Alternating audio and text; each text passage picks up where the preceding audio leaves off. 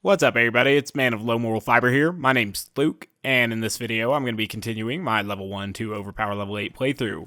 Now, in the previous video, I did end up killing the warrior here in Ultimate Vault Hunter mode, and then I was kind of left puzzled as to what to do next. We are level 56 right now. Obviously, that is a far cry from overpower level 8. We still have to make it all the way up to level 72, and then begin the whole Digistruct Peak sequence. But right now, we still have quite a few levels to go until we're even level 72, obviously. So we got to figure out some stuff that will level us up and put us towards getting the gear that we're going to need for the ascent to overpower level 8. So I was kind of thinking that I could farm for Seraph Crystals from Hyperius, possibly, because I'm going to have to work most of the way through the Pirate DLC in order to farm a new Pimpernel anyway. And so that could be something that we could look at. And then beyond that, I was also thinking that we could use those Seraph Crystals to hopefully buy an antagonist shield. I'm unaware as to whether or not I will actually need to defeat the dragons in order to buy the antagonist shield, but I think that maybe you'll just be able to buy Seraph items so long as you have Seraph Crystals. I'm not entirely certain on that. Gettle and Mobley are having their own fun over there, kind of ignoring me, but that's okay. Gettle's come to play now that I've killed Mobley. Pimpernel got him good, but he did not drop a Lyuda. So I was thinking that I would also farm for a on-level Lyuda prior to the Pirate DLC. Our level 50 non-elemental Lyuda, as good as it is beginning to show its age. And so I figured I'd get in, 10 runs or so here at the start of this. That was one, obviously. If we were to get a good on-level, non-elemental or fire Lyuda, that would be good. And I would kind of quit farming after that. I don't want to spend too much time farming for a level 56 gun because obviously it's going to get obsoleted as well, but if we want to give it a couple tries here early on, I think that makes sense. Hey, I made it up. That's awesome. I was worried about that. Okay. Weird sand stream effect that they got going there. Kind of neat, though. We're going to come over here, hopefully get these guys spawned and killed pretty quickly. And hopefully he's going to drop the Lyuda that I want. That'd be good. Also, Shock would be fine. Shock would be plenty appropriate as well. That guy just walked right through me. What a dick.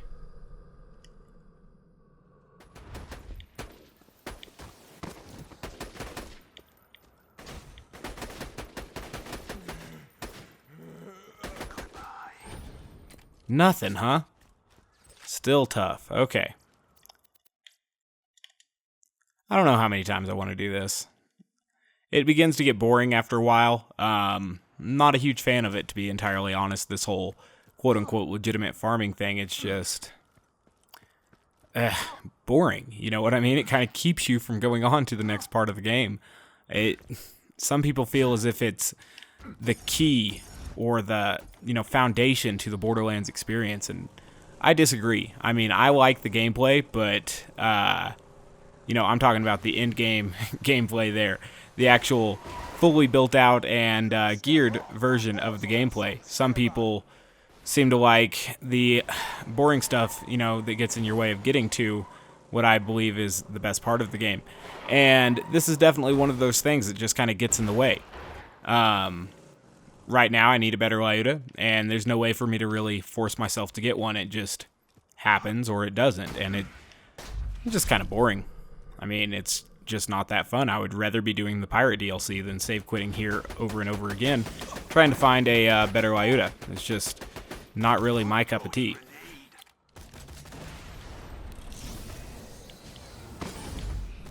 Hey, that was rude.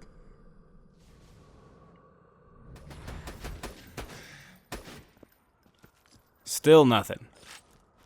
Ugh. Alright, I don't know how many runs we've done here, truthfully. So, I'll just go, 4 more times, I guess. Why not? I mean, it would be nice to have one. It would make the Pirate DLC a lot easier, but it's not going to be a necessity. We can just rely heavier on the Pimpernel in order to make it through. Hey, that hit him. You had to curve around for it to hit him, though. You have to lead him quite a bit with no points in velocity, obviously. He can turn a bit, too. Makes him harder to hit. If he comes this way, we'll get him.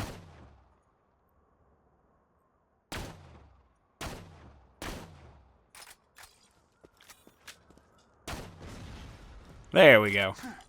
Okay. Go ahead and open these two chests. I guess I shouldn't have wasted sniper ammo prior to trying to fight these guys, but, you know, whatever.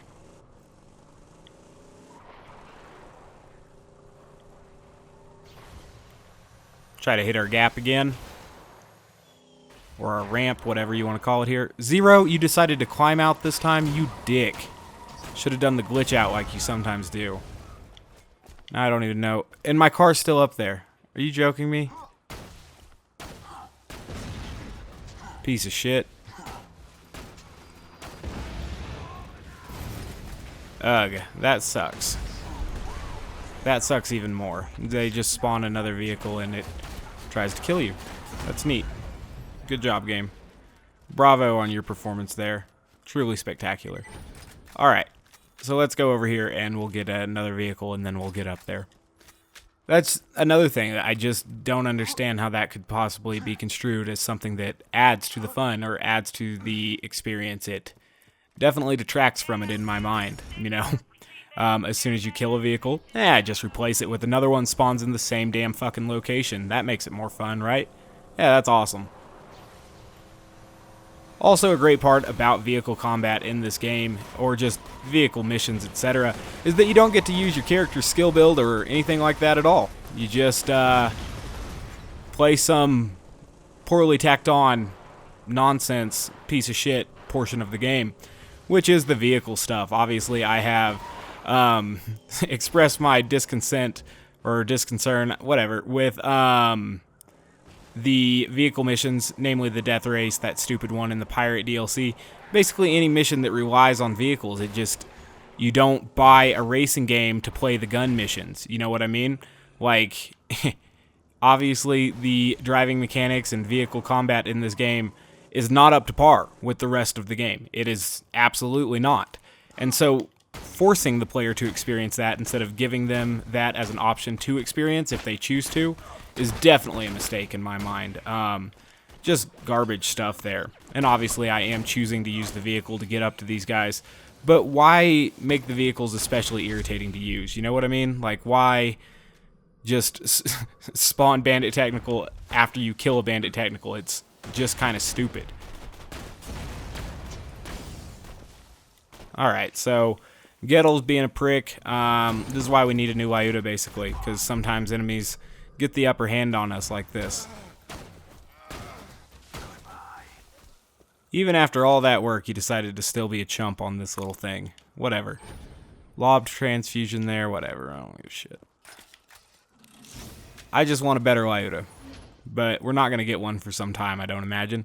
I don't even know how many more runs to do. Basically, farming is not entertaining for me at the moment. Now, some people have said that, you know, I could play through with different weapons. I could not use the Pimpernel and Lyuda because they've seen that before. If you don't want to see it, don't watch it. There's plenty of other stuff on YouTube to watch. Just go fucking watch something else. There's plenty out there. So, we're going to hop in another vehicle here. We're going to farm Ghetto one more time because, frankly, I'm tired of this. And then we're going to start the Pirate DLC. If our Lyuda is not powerful enough, we can just use the Fire Pimpernel. We'll be fine. So, let's hop up here, and that'll be good. Perfect. I'm sure Gettle will drop something this time, right? I mean, it's not as guaranteed as 3 pearls from Bunker, but I feel it's likely. I'm just kidding. We're not using Cheat Engine or anything that would cause 3 pearls to spawn. Some dude accused me of editing out the dots damage over time in this playthrough with Cheat Engine, just because, I don't know, he's a piece of shit. It was literally the first comment he made on my channel. He calls me, or I checked, you know, on YouTube or on Gmail to see if he made any other comments and everything. I didn't have any record of him making any other comments, and he just comments, "Oh, this piece of shit would just edit out if he died," and he would, or I suspect he's using Cheat Engine to lower the dot damage on this. Are you fucking kidding me? You think I do that? If you think that, then feel free to think whatever you want, but you can go fuck yourself. So we didn't find anything here. I guess I actually need to hop in the vehicle instead of save quitting here in order to make it back to the fast travel. I'm going to ignore that piece of iridium because, don't care. We need to get out here and get all the way over to Ellie's garage. But yeah, there are just some people who are very, very stupid out there. I mean, you can't please everybody, obviously, but I mean, accusing me of using cheat engine to lower the dot damage, but in a covert way where I don't, you know, just, he's like, sometimes it just gets down to where it barely, almost didn't kill him and it should have killed him.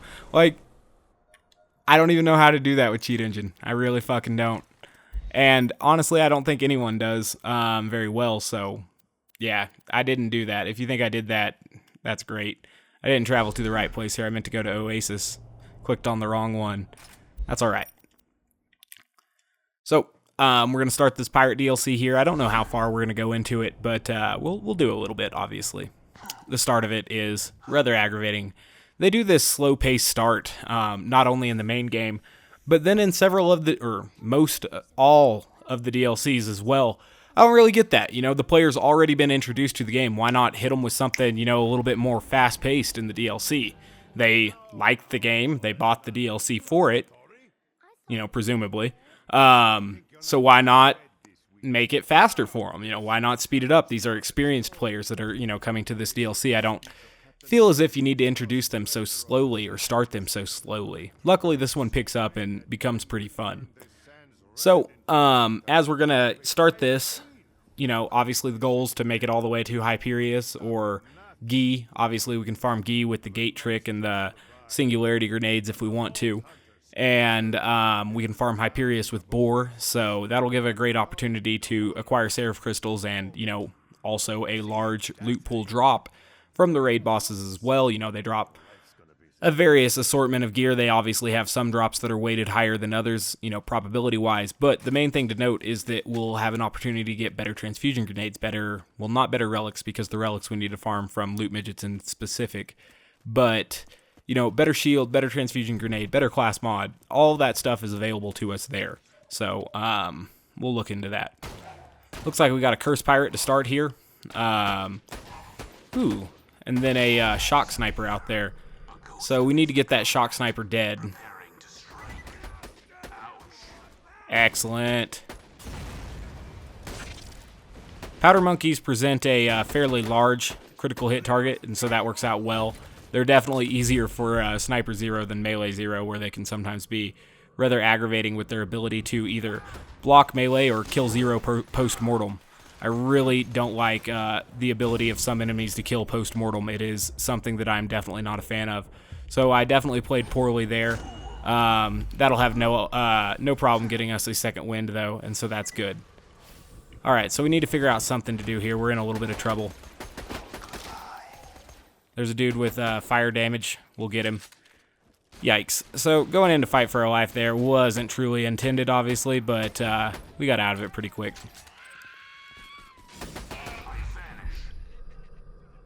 This guy up here, he sucks. He has an accurate, it sounds like a Hyperion pistol, and it feels like one too, with it being as accurate as it is. Alright, so we're a little bit low on ammo right now, so I probably want to conserve that a little bit. But, you know, killing an enemy is often a good way to get some ammo, and so that's what I attempted to do there. Okay, obviously the Pimpernel critical hit spots with 20 stacks of critical ascension are comical in the ability to deal damage that they possess, so that's good.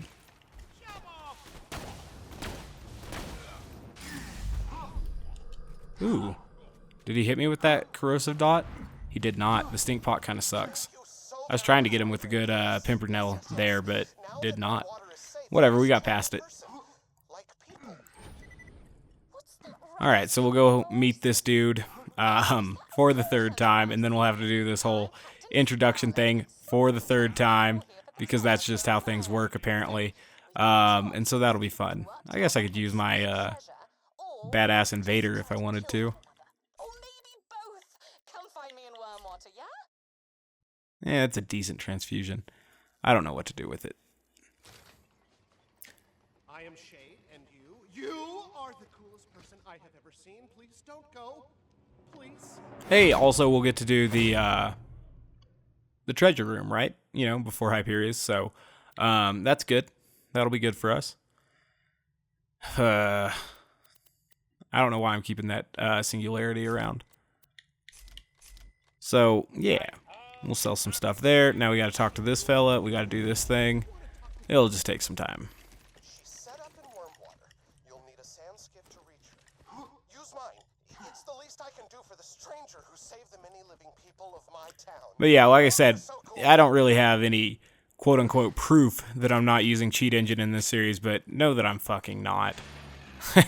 I mean, it's just ridiculous that someone would accuse me of that. And I guess, you know, obviously I've accused people of that and make fun of the 3 pearls thing, but that's pretty fucking obvious. You don't mistake it, you know, you don't see 3 pearls naturally.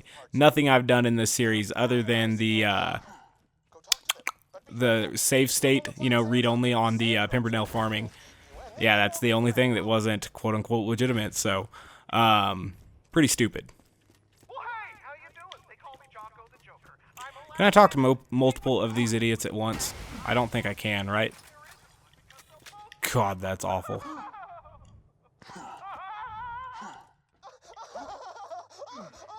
he is a cut-up. Oh, gosh, Jocko. Jocko borrowed one of my pressure regulators for one of his comedy bits the other day. Come on. And it is yours. Only a few more sand skiff parts and you'll be on your way to Captain Scarlet and the I wish it was only none more Sandskiff parts, because this is not gameplay. This is bullshit. There is a way to introduce characters and advance character development and progression and everything without stopping the combat, without stopping movement, without stopping progression in some way, because this is a waste of everyone's time. Obviously, you know, it introduces Shade here as just an absolute lunatic and stuff, but there would have been a better way to do this.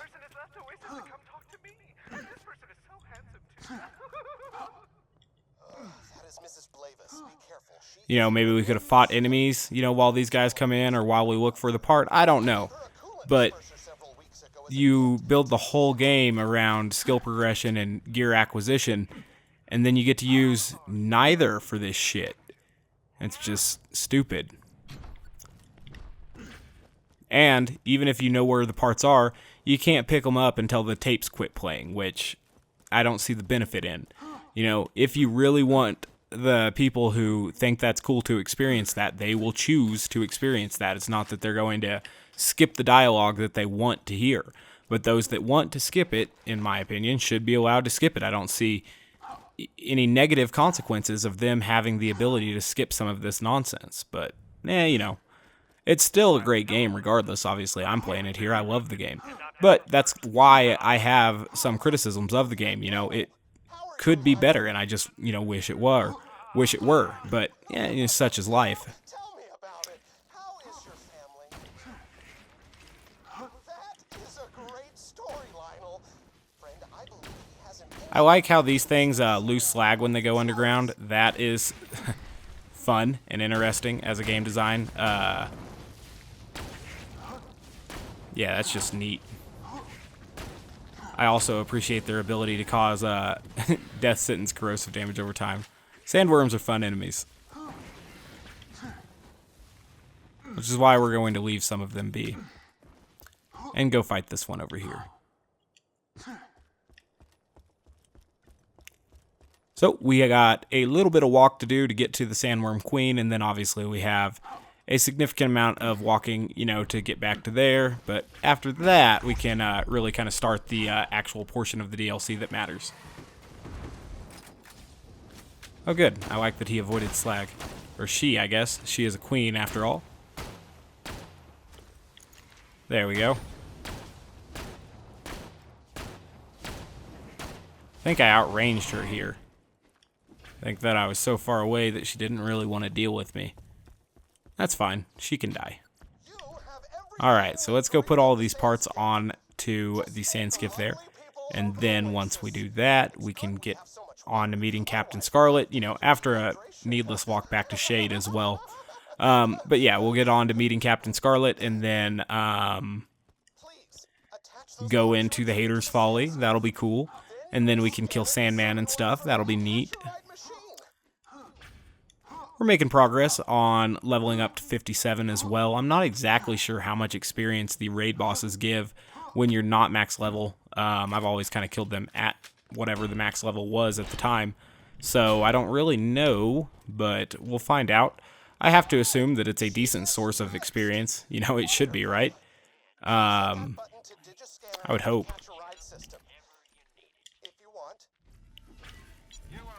Alright. Stock up on ammo before we do this here. And now we'll go back and talk to this guy.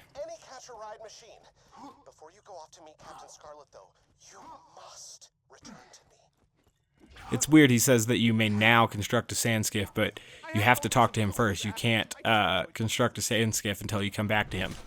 Another thing, doesn't really make any sense at all, but I guess it has to do with some of the scripting and stuff they use to make the sand skiff unlock. I don't know exactly. Now we're going to hop back in the vehicle and then head over to Wormwater. Different vehicle than we were in earlier in the episode, obviously. Okay.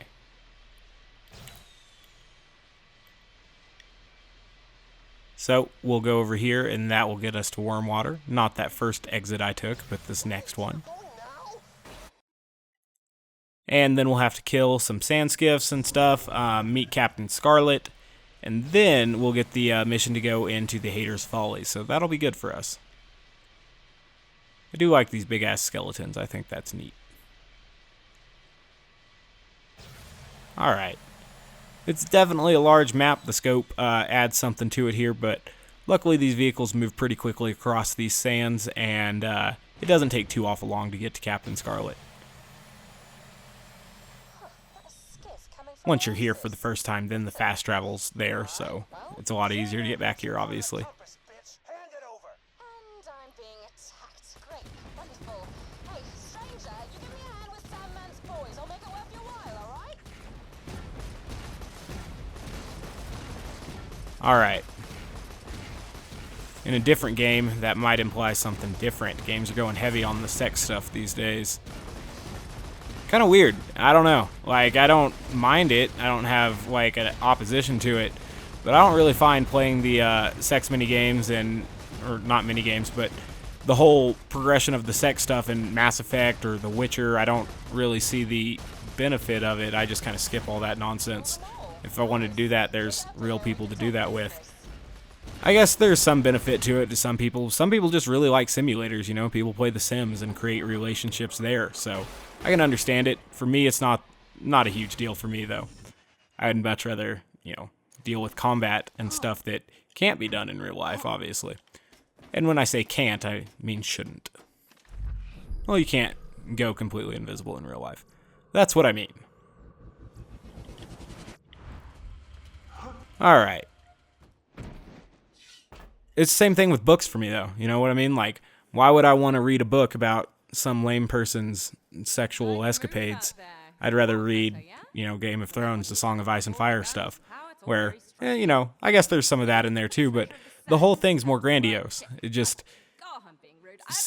sex media for the sake of sex media. I mean, if you're just going for softcore porn or whatever, just watch porn, or I don't know. For me, I don't need it invading my game space is what I'm saying.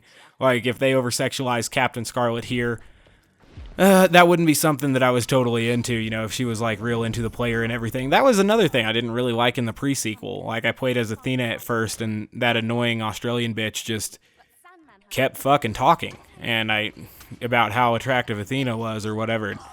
Frankly, it got super annoying. Alright, so kill Sandman. That's what we need to do. So we're going to save quit here. Then we're going to go back in because this unlocks the fast travel to Hater's Folly, and it will get me to Hater's Folly a little bit quicker. And then we can progress in there. We'll probably be skipping all of the wildlife area, and we'll just try to get to Sandman as quick as possible, I guess. Not so quick that we run into trouble, but quick nonetheless. Alright, that 3.0 fuse time on that thing pisses me off, but whatever. 5.8 on the delay. That's awful. Alright.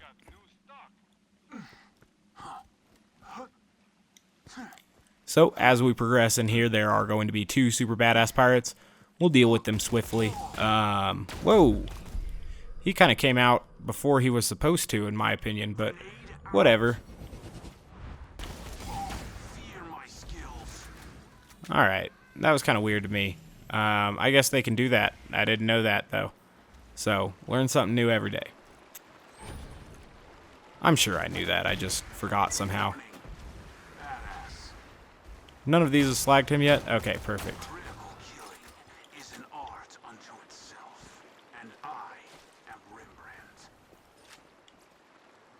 Got a longbow transfusion here. Yeah, why not? We'll switch on to that. It won't slag things, but it will provide good healing, and it's longbow and a neutral element, so it should be stellar for health recovery at the very least. When an oasis is dying of thirst, otherwise the sight of that enormous spring might fill me with a tragic rage.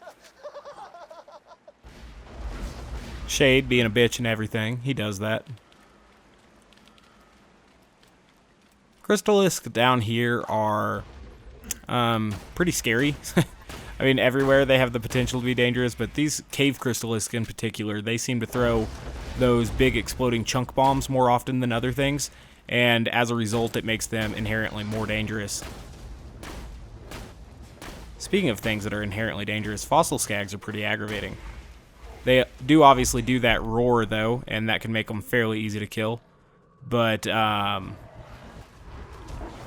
you know, Zero's deception really helps out with that, and if you don't have deception ready, it might be hard for you to avoid one of their charges and then hit them with the roar, you know what I mean? Or hit them during the roar. I said I was going to skip this wildlife shit, but nah, I'm not. I'm just kind of killing everything. There's still a lot to go, though, and I really don't want to deal with everything. They usually spawn at least one badass elemental skag, so we'll need to watch out for that. Oh, look, now we got a rabid skag, so that's fun and quite dangerous, especially since there's a Chrysalis that was going to do a stomp very soon that I was trying to back into, apparently. Oh, and now there's a corrosive damage over time sniper. Oh, that's fun. Okay, so we are in what I would classify as serious trouble at the moment. There's a rabid skag about. There's a corrosive pirate gunner up there. We got to figure out something to do here. I'm sure that rabbit's nearby. Or perhaps the rabbit got after them. I don't know. You can see what I'm saying about these cave crystalists, though, and their ability to be jerks.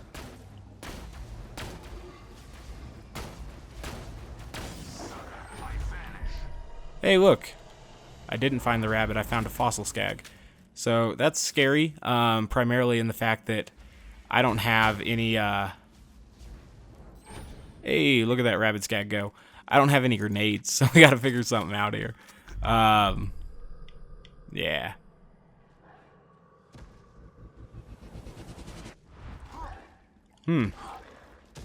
Perhaps what I'll do is an exercise in avoiding enemies. Yeah, why not? Sounds appropriate.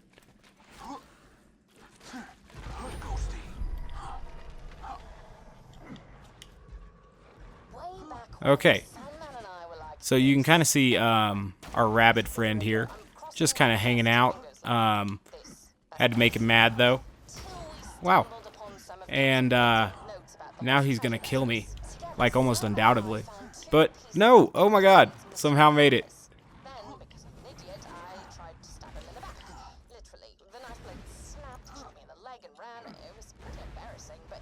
This guy's tough. So, this stuff they do with Captain Scarlet here and her saying she's going to betray you over and over again, it's funny, but, you know, they kind of redo that stuff in some of the other DLCs as well, especially the Torg DLC. And having the Torg DLC, I don't know if they were written at the same time, but it does seem weird to, you know, go from Captain Scarlet to Piston. Especially when they came out and you were really kind of hoping for new content, you know, if you were real into the game at that time. It was definitely kind of like, oh, so we have a primary character here that's a antagonist that pretends to be nice to you, you know, in some capacity early in the DLC and then becomes an opposition later in the DLC. It was literally the same story design there for this and the second DLC, which was, I would say, poor, you know, not a good thing. But I don't know. It's kind of a strange complaint, I guess. But if each of them are reviewed independent of each other, that's obviously not something you worry about. But reviewing them as portions of a larger game, that is something that I think should be taken into consideration. Things I'm taking into consideration are how irritated I am that powder monkey knocked me off my hill there. But luckily it doesn't require us to do like any serious backtracking or anything, so I'm stoked on that at the very least. Those Grogmasters are pretty gnarly. They were an interesting take on the Exploder archetype, I would say. Powder monkeys are a pretty cool little unique character. Obviously they pose some threats for Melee Zero, which I believe I talked about, but they're nifty. Something threw a grenade or something there. Oh, it's probably this powder monkey. One irritating thing is that they move you around too much. But, you know, that adds to their challenge and diversity that they provide to the gameplay.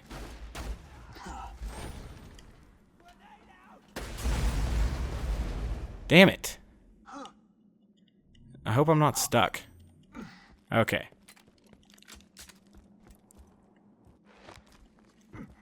Let's see what this holds for us. Nothing special.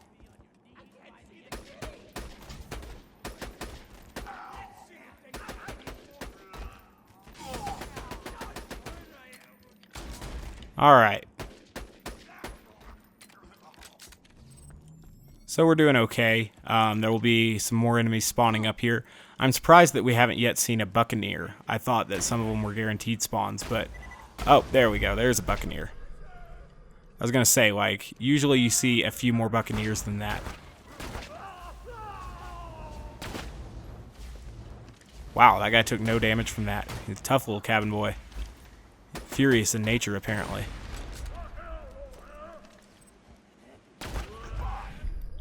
Hey, now we're seeing some Buccaneers.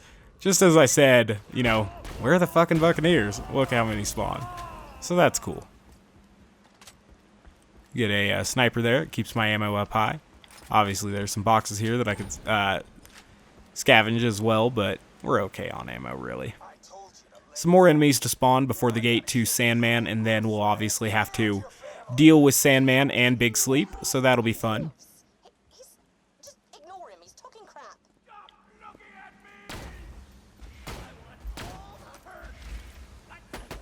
I don't want to waste my deception on that little guy.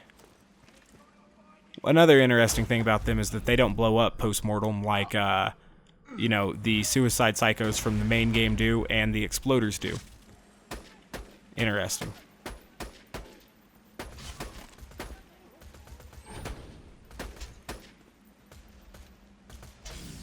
You know, it's not super fancy, but I kind of like the outfits these guys wear as well, as far as something purely aesthetic that I appreciate from this DLC. Obviously, that comes down to preference more than anything and personal taste, but I think all the pirates, you know, they look pretty nice. Okay, should be a couple more enemies coming in. Ooh, that's scary. Luckily, we had some critical ascension, so we could kill him fairly easily.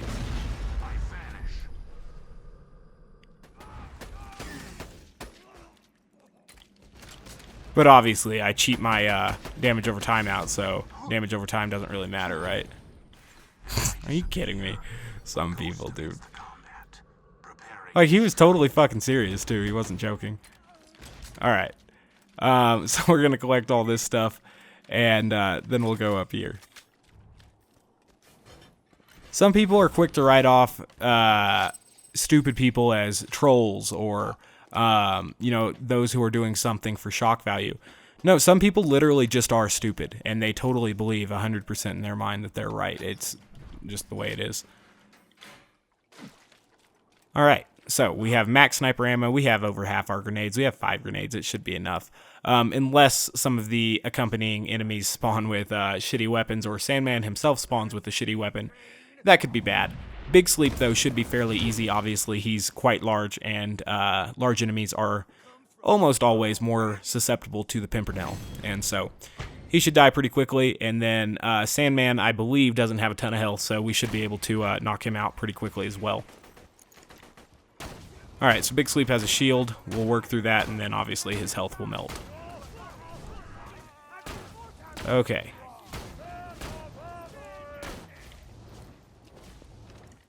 Got one of these guys. At least they announce their arrival quite loudly, so you know when they're coming, even if you're not watching the little mini-map, like I should have been.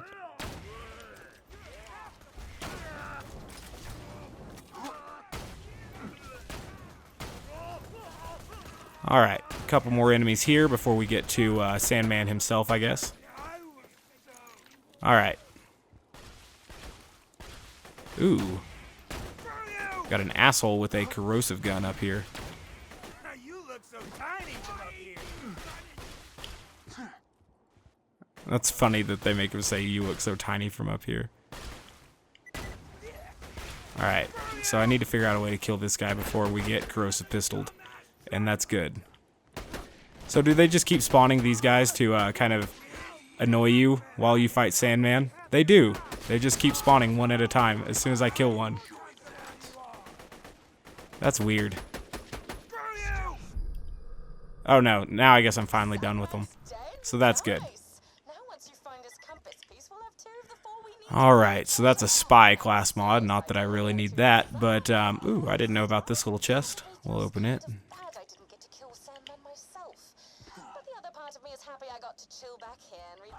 Alright. Crime Fighter Frog sounds like a pretty shitty magazine or manga, whatever it would be. But there are some that I do like. Every time a new episode of or chapter of Attack on Titan comes out, I always read that. Try to avoid reading the shitty translations, you know, sometimes, but if I'm bored or something, sometimes it's difficult to avoid reading the initial shittiest of the translations, but I really do try to wait until an official translation comes out. Alright, shitty SMGs there. And then we will be on our way to raiding that Hyperion caravan. So that'll be good. Let's go ahead and execute a save quit. And then we'll head on over there. Yeah, that'll be good. Switch my deal. Perfect. Not that I think Abex would join, but still. Someone might. I've had it happen before, and it is massively irritating. And sometimes you kick somebody, and then they try to rejoin, like, immediately. They're like, oh, he kicked me. I'll just join right back in. He'll enjoy that. Like, who the fuck is that stupid? But apparently a lot of people. It's happened to me on numerous occasions. That's one of the irritating things about the way they do the multiplayer here in this game. Like I said, there should be some option to set it by default to invite only. The fact that every time you close the game and then reopen it, it defaults to, you know, public for friends, that's a little bit ridiculous in my opinion. Alright, so we've found the Hyperion caravan. We will slag the Hyperion caravan, and then we will corrode the Hyperion caravan. It'll be good. Seems like a very inefficient way for a company as large and powerful as Hyperion to guard anything, much less transport anything. I don't really know why they would have these guys circle around in the desert. It seems a little bit strange, but, you know, there are obviously more questionable things that take place in this story, so that's alright.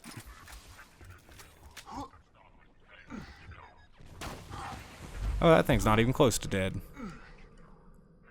It's about to be, though.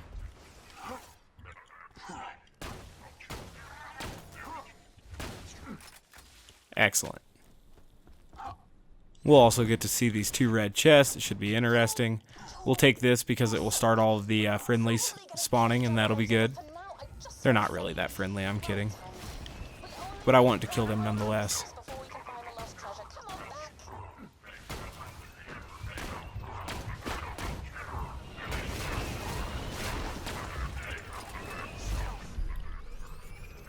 Alright, did not do a good job of acquiring critical ascension on the exploders like I meant to. So now we're kind of at the mercy of the gunloaders because we don't really have cover. So we just need to kill them quicker than they can kill us. Which should be an interesting little challenge. Luckily, the Pimpernel is up for it, despite it being slightly low level. We'll go for a sweet boar shot here. They're trying to walk around, make it hard for me, but fuck them. There we go. Only one more dude. The boat's blocking me. Now we win. Okay, so that was fun. Obviously, if I didn't want to fight them, I could have opened the 2 red chests first, then opened that thing and save quit. But I kind of wanted to fight them, so we fought them. Got a Topnia there. We'll be sure to sell that. Okay. So everything's good. We can go turn this into her by save quitting. And, yeah, at that point in time, we can then head on to the rust yards and do the whole rust yards thing. Or at least the first lap thereof. Where am I going? I don't know. I was where I needed to be, but didn't go there. So I didn't know about this part of the boat. Whatever. Really? Can't make that jump? Oh well. Now we made it. Okay, so we're not going to forget this box. I know someone who might. His name is Herbert, and he lives out in the rust yards. Take that gift box over there. We're going to take this gift box. Don't give it to Herbert until I tell you to. Now go meet up with him. Off with you now. Alright, so we'll save quit, and then the rust yards will be fast travel-toable. Fast travelable. I'm not entirely certain. We're going to the rust yards, though, is basically what I'm saying. So, can I really... Damn. That sucks, yo. I really thought that it would be active. Now we gotta fight through some stuff, but it's okay. Not as if we haven't fought through it before. Or probably that we won't do it again. Whatever. Even once complete, the compass still needs to be taken to a very secret location before it will reveal where Blade's treasure is buried. You can rest easy for now. Cool. So we're gonna get over there, and we're gonna go inside, and it's gonna be all good. We just have to, you know, kill some of these things. And even that's not a necessity. We could probably sneak in there pretty well. Wow, those take way too long to kill with the boat. Perhaps I should get closer.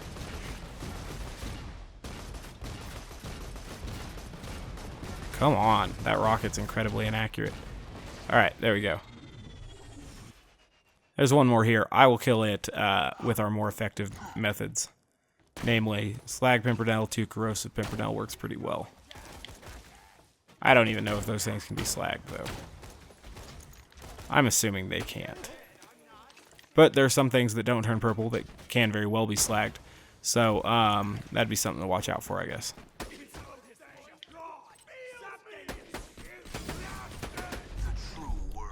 Whoa.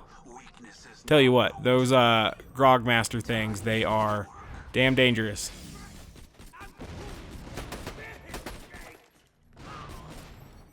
Speaking of dangerous, taking on this guy like I did was dangerous, but he's dead, so that's good. Some more enemies yet for us up here, and we will eventually unlock the rust yards. Take some time, though. Whoa.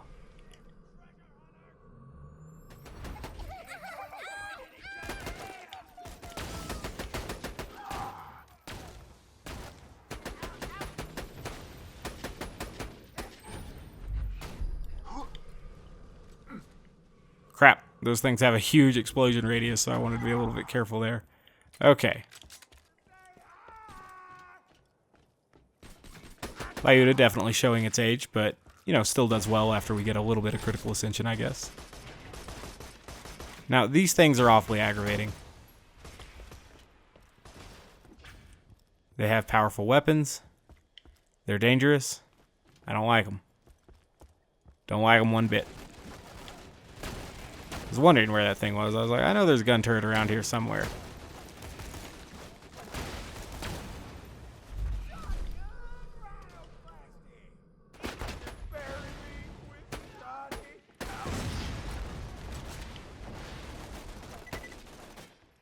Ah, that was bullshit. Why is it showing corrosive bullet decals for me. I'm not entirely certain.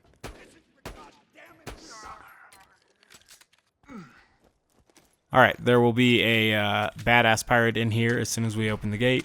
We can either deception past him, or we can kill him. And we're going to be taking the kill him option. Ah, that stupid thing blocked my shot. That's okay, he's still dead.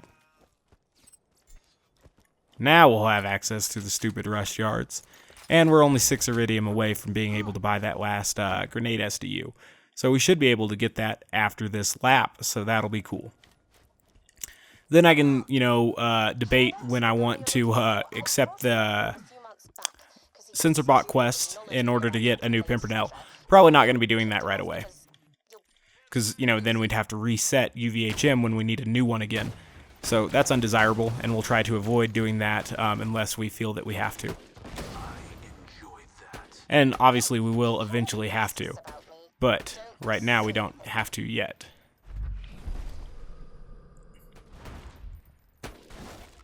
How am I missing that? There we go. Alright, there's still some more enemies out here, so we'll need to be ready for our friends to come in.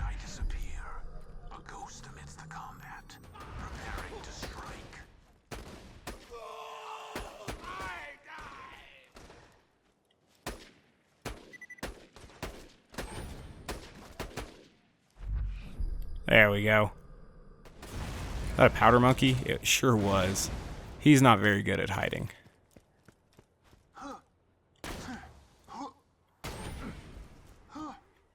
Alright.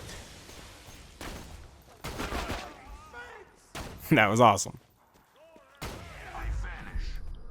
Alright, so that pirate mercenary, he's going to be coming in before too long. And so I guess I'll want to slag him. Damn it. And then I want to kill him, but he does weird things, makes himself very hard to kill sometimes. Alright, so now I'm in trouble, because there's a sniper up there, and I'm below health gate. That is, for whatever reason, one of the laggiest and largest area save zones in the game, or save stations. It's very weird. And that was a very, very active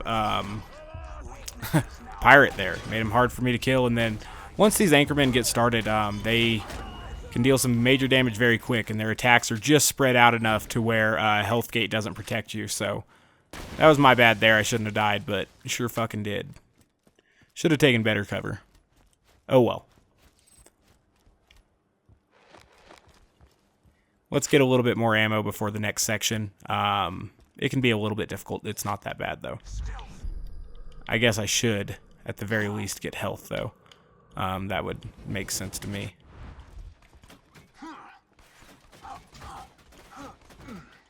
Alright, so there's a cool roof right there. That was neat. Now we'll determine which enemies we can kill over here quickest. The gunner probably stands to have the best range. But now there's someone over there with shock damage over time, so he'll be our priority.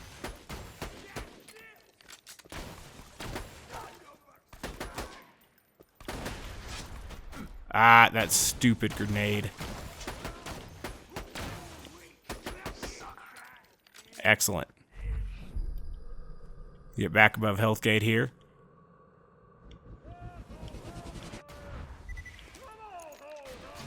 Why are they already spawning the up top dudes, I wonder? Whatever, we'll back up. Don't want another anchorman fight for my life here. That'd be bad. Luckily, they're so big, they die very, very easily to the fire Pimpernel.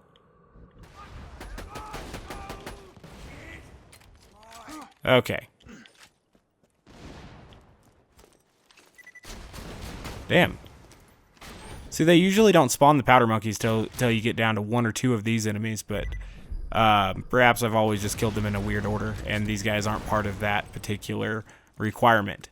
Either way, we're through that now, so we're going to get ready for these plunderers to come, and we'll kill them, and then we'll need to acquire a little bit more ammo. Who's ready for a fight with my cover? That was a good kill. Okay. So, I don't need that much ammo. All we gotta do is make it through one room, right? This should be plenty. Badass pirate, gonna be right up here. And also pirate gunner with a corrosive sniper. So, two things I don't want here. I saw that as an opportunity to slag them both, and I tried to take it. Interestingly enough, neither appear to be slagged, so that's fun.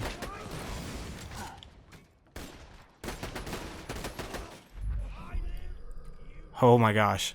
Got lucky to not catch that dot there, but then I fucking died to a shot to the foot from some bitch-made pirate.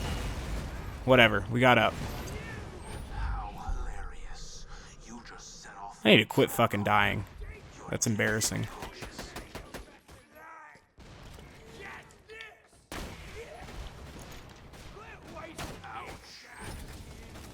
Alright.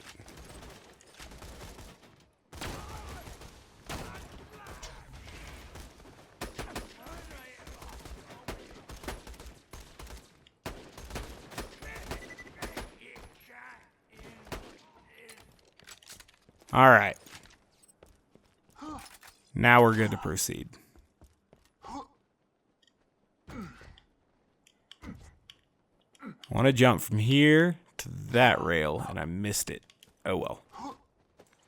We would have made it if we had some momentum built up, but I did not. So we're doing okay on ammo. We have 60, but we're coming to one of the hardest parts in the map, so it would benefit us greatly to have more. That's for certain. There's a red chest in here. Maybe we'll get something from that. I don't know. We will see. We'd also just do endless runs of the Washburn Refinery in order to level up, most likely. Need to sell some of my crap soon. We're okay though.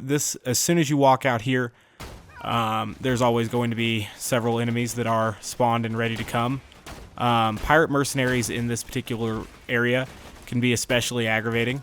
Looks like we got lucky and didn't get any of those to spawn. So that's good.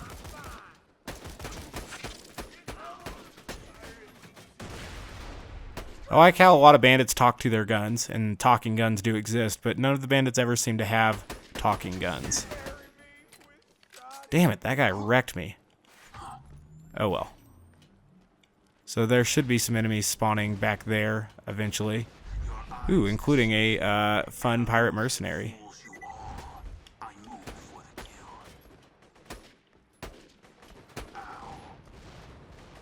Got one of them dead at least. I don't want to step too far into the sand because that causes a anchorman to spawn, and I don't want that. Crap. That guy has almost killed me.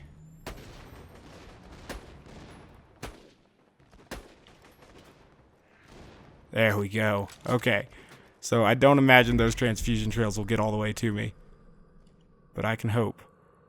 Oh, gosh. It expired right before it got there. I wish they would have given the transfusion trails a slightly longer, transfusion trail time. Okay. So let's collect some ammo, and then we'll get ready for the big dude to spawn. And we'll obviously kill him with our Pimpernel. Excellent. Have plenty of ammo at this point. Low on grenades-ish still. Like I said, there is going to be, apparently still a powder monkey alive. But an anchorman that spawns. Powder monkey doesn't seem to have a great long-distance weapon, so we'll put him on standby for now. Then we'll go back towards him here. I feel like fire should blow him up. If a level 1 fire weapon should blow up his barrel just on making contact with it, in my opinion, but whatever. Alright. Nothing there. Anything in here? Probably not. Oh, we got one grenade. Good stuff. And now we'll be progressing into the spider ant section. We got to go up and meet Herbert. It takes some time. Luckily, this is a very pleasant map to play through.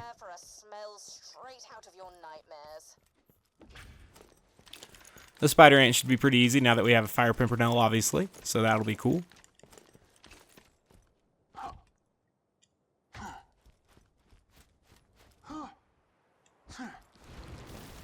Nevertheless, we're going to slag them, especially if they're going to be these types.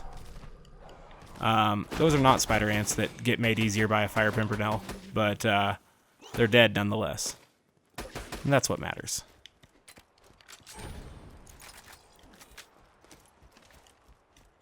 Okay.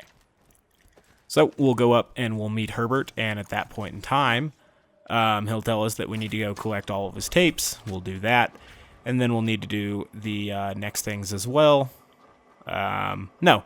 After we collect Herbert's tapes, that's going to be the end of this episode, most likely. It's been going for some time now, and it doesn't need to go forever. Alright. Still, some meat of this map is left, though. Probably that ascent up the pirate ship there is perhaps the hardest part of what is a fairly challenging map by default. So, that'll be good.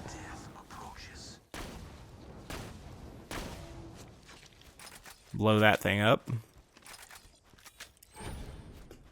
And then we will meet this guy. So the good thing is, after meeting this guy, we have to go, obviously, to the Washburn Refinery, but that's pretty easy. And, you know, once we get back around to him, basically the only thing that's left before the Leviathan is the Washburn Lighthouse. Is that what it's called? It's not called Washburn Lighthouse. The Magnus Lighthouse. And that'll be a decent challenge. You know, there's a lot to work on in there. But that'll give us access to the Leviathan, not once, but twice. And then we will get to meet Hyperius as well, and that'll be a pleasant introduction for us.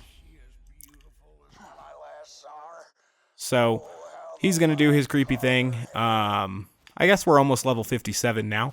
That's good. Doing this, DLC has definitely given us some experience. And we are, trying to work up to level 72 eventually, so that'll all be good for us.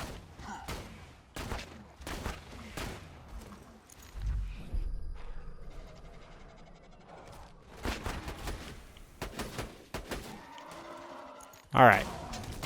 That worked out on killing the fire one. Now we'll use fire to kill the non-fire ones.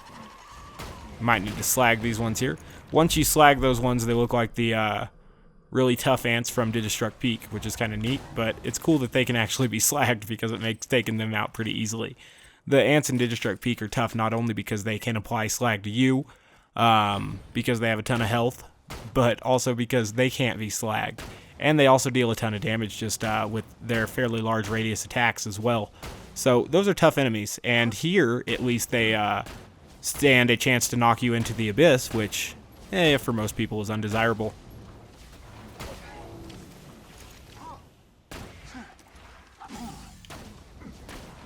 Whoa, I can't see.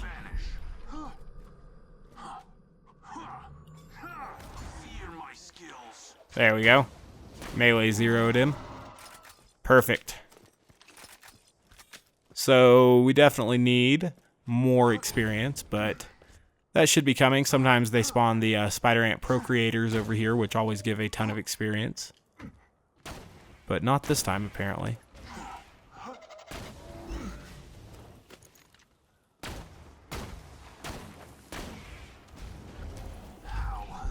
See, I don't understand why they give the fire spider ants the ability to cause fire damage over time and the ability to disappear. Seems like they only really needed one of those abilities. They could have got another spider ant enemy type there. Having both of them, or having both those abilities, makes these particular spider ants much more dangerous than your average. Okay. So, now we're going to cross this, the bombs are going to explode, and it'll be excellent. We'll definitely utilize these boxes, though, in case they give any good ammo. And once we get the first letter, then we can progress up this ship, which is the last hard part of the map, I would say. There's a little bit left after that, but, that's the hardest part. And it's the last hard part, so that'll be good. They make you do a little bit of backtracking here, but not much. I'm thankful for that. I would have liked after picking up this tape for a drawbridge or something to extend that way so that we didn't have to do even more backtracking after this. But, small grievance there. Not a huge deal. Scarlet, I wrote you a haiku. Now we have max grenades. But you also got a It is a pretty good haiku. He misses a syllable here, though, so he's not stoked about that. syllables. Oh, it's ruined. God damn it. Seems like he could rewrite it, reword it. Alright.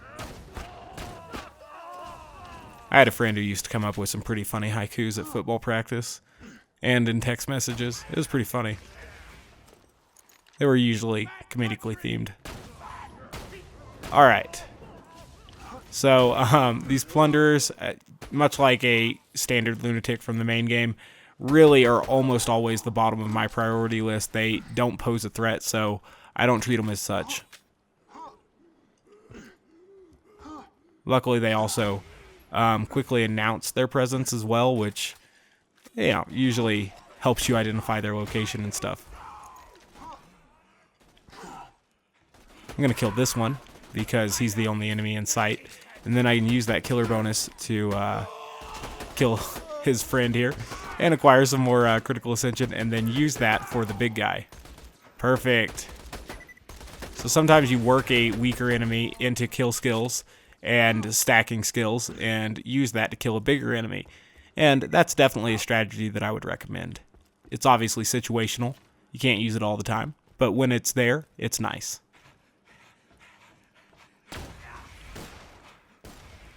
Okay, so I'm going to retreat back to here, I guess, while some things make themselves more known and separated, I guess. Wow, we got 3 of these plunderer type deals here.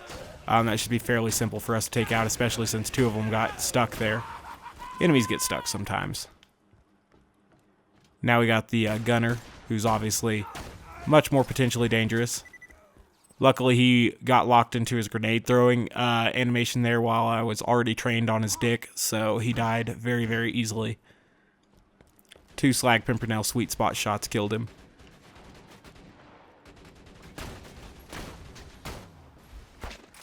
Excellent. So we've dealt with that thing.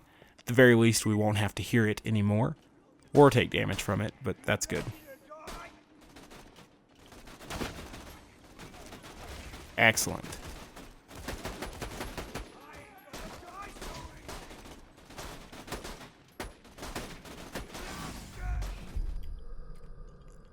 Alright, let's reload here and then go after this guy, since we can see him. His head's pretty big, etc.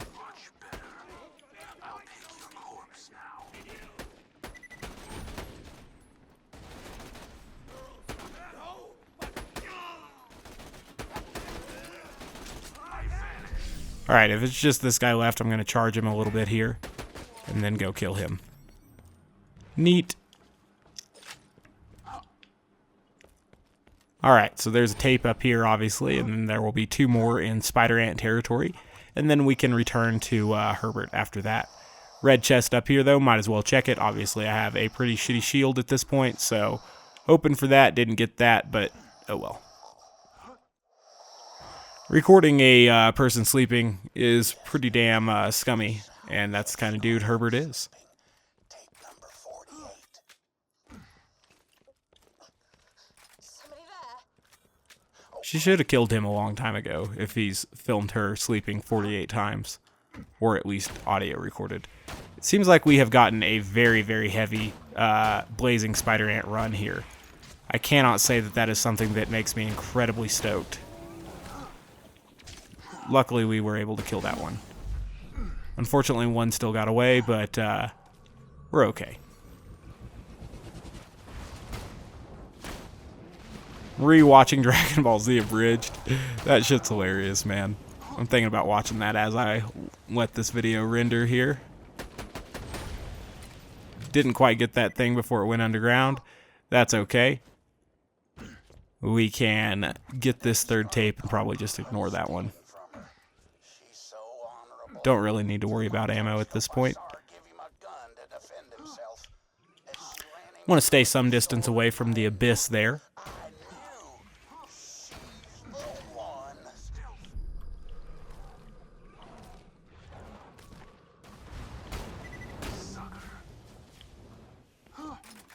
Alright. Luckily, the fire spider ant seems to be ignoring us. Unfortunately, this little guy isn't. He could theoretically knock us off of here, so I killed him. Oh, that fighter spider ant is not ignoring us. Tape number 206. I call this one Scarlet, I would like to touch you in places. Oh, Scarlet. Oh, God. Alright. Did you find one of the songs? So if that fighter ant sneaks up from behind me, we'll try to kill it. If not, we'll just try to kill this spider ant up here. Wash your hands. Unfortunately, not able to do that yet. Wait, I can just ignore all that shit, right? There's no need to kill any of those things.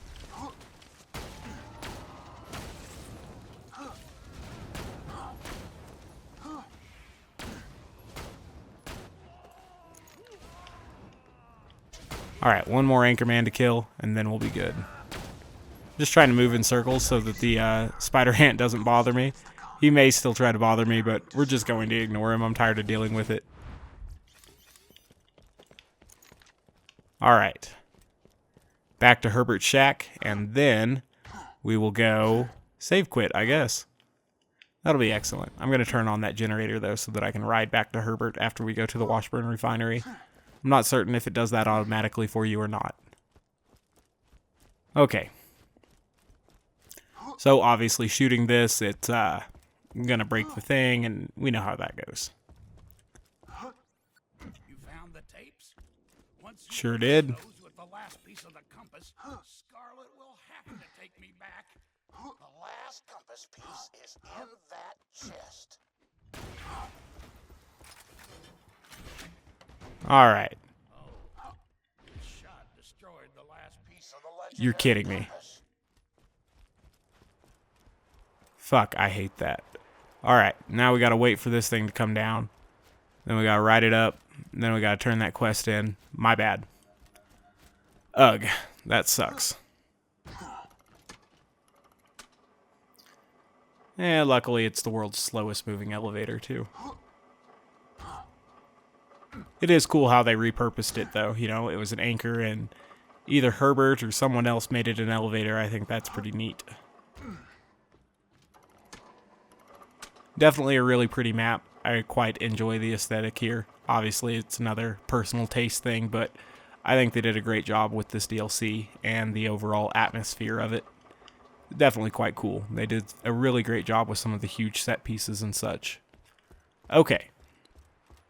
So now I'm not going to forget to turn this quest into Herbert and foolishly jump off for a second time. Instead, I'm going to talk to him here, and he'll tell us to go to the Washburn refinery. I wonder how much experience it will give us on our way to level 57.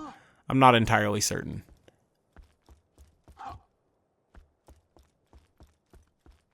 Okay. Not much, huh? Okay, this is bad. Alright, now we can ride this. I can make a replacement. I just need parts. Just get to the Did I get 200 iridium or not? How do you view your iridium? Nope, I still have 94. I didn't pick up any iridium in here. I suck. Okay. So I don't know if I want to try to enter Washburn Refinery or not. Let's just save quit really quick and see if it's fast travelable. It may or may not be. I think that it may be a deal where we have to unlock it, kind of like we did with the Rust Yards. We'll see. Definitely. That sucks.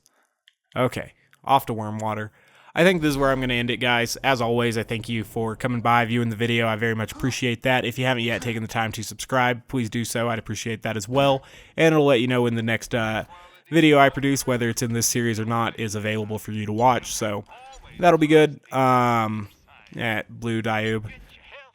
And yeah, we'll definitely look at picking up some superior gear in a future episode. That'll be good. All right. Thanks for watching. Catch you next time. Bye, guys.